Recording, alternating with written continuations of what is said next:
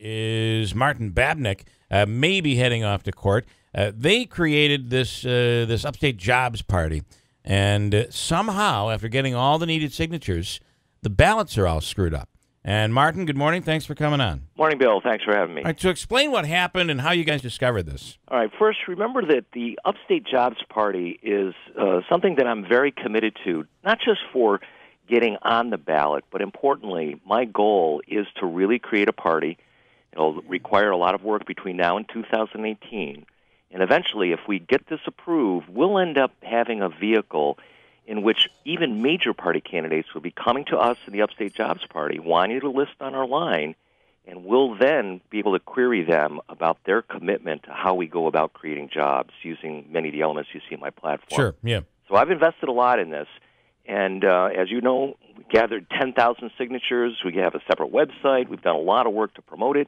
And lo and behold, in September, the Board of Elections came out and said they were going to collapse the Upstate Jobs Party and the Reform line into a single line in the ballot, effectively wiping the Upstate Jobs Party off the ballot. Yeah. And we really objected, put together essentially a lawsuit, and presented the lawsuit to the Board of Elections and said, we'll give you a couple hours to reverse this decision, or we're filing this lawsuit. Yeah. They changed their mind. They reversed the decision.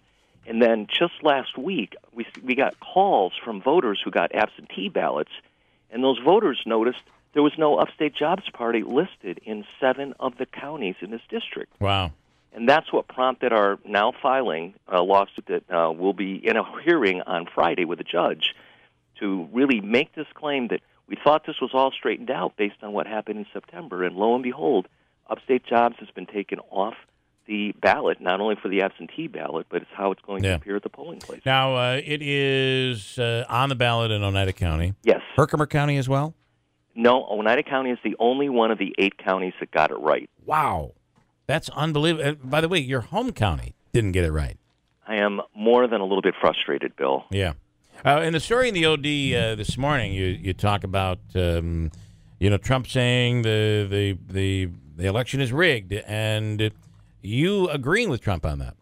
There's no question that when I reflect back on what I have learned in running for office, this whole notion of how much control the two parties have over the process and trying to do something as an outsider when you don't fit into either the Republican box or the Democratic box, the system is truly stacked against you. Yeah. It's so frustrating.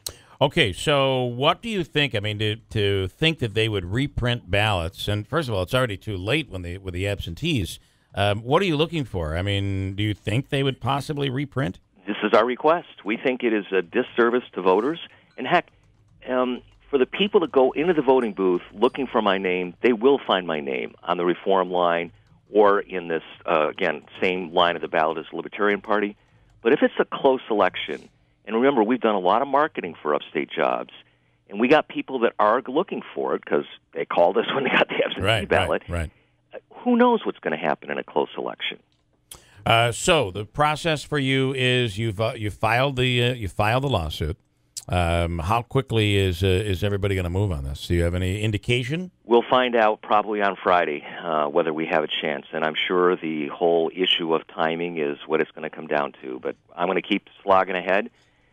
We're out there every day meeting more people, extending the reach, so I just keep plowing ahead. You are already, I got to say, you're already breaking records in terms of a third-party candidate, at least in polling numbers right now. I mean, it looks like you're in the mix, and that's something we don't normally see in a third-party race. Well, not just here in the district, Bill, but, there are 435 congressional races going on right now. There are only 19 of those 435 that are considered competitive, by the way, which there's something wrong with that picture. And then, because this particular race, I'm the only independent candidate in the entire country that is competitive.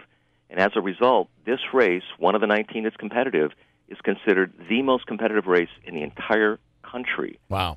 That's big, Andrew. So even if you're able to file the lawsuit, don't you fear that there won't be enough time for any discussion or settlement, or even if it goes to, I would say, a trial of some kind? Well, they got to move quickly. Right? Would you be confident that you'd have enough time to have the procedure go through, the legal procedures? we have to let the process unfold. But let me give you another reason why I'm going through this effort, even though it's hard and it's costing me extra money. The fact is, I'm trying to pave the way for other people to run as independent candidates. Our partisan Board of Election process is definitely an impediment to citizens that are trying to do the right thing and don't fit into this two-party system. Yeah.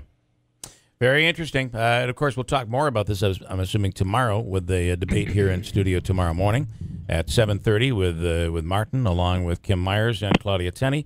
It is going to be very interesting. Martin Babine, thanks so much. All right. Thanks for inviting me. Look forward to seeing you tomorrow. Okay. There you have it. Interesting. We'll see what comes of all of it.